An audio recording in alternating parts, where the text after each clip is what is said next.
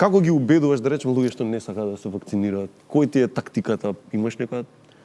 Па пробувам на некој начин да им објаснам прво дека се работи за нивно здравје. Значи не е дека има различни нивоа на убедување, значи има некој кој што строго неќе, има некој кој што е дојден. Како одат нивоа од најдолното, значи строго неќе, ништо строго неќе, ништо неќе, ова е тука негде со една нога да седне на столче па се нечка ова. А кои му се причините најчесто зашто не? Најчесто причини се затоа што не знаат. Еве, не знаеме ништо за вакцините. Добро. Викаат, нели, Така не знаеме викаат, ништо, добро. што е од една страна и точно е, нели, кој знаеме на крај крајот. Да.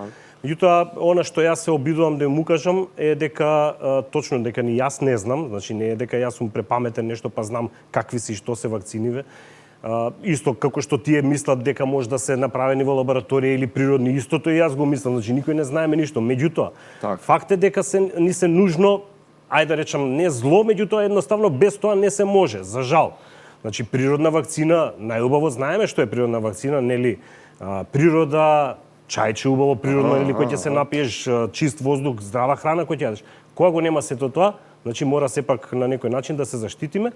Со тоа себе си, значи јас, тој до мене, ти, блиските, роднини, сите се штитиме. Ама нели е слично на кола кога ќе се расипе? Ја не знам механичарот што прави.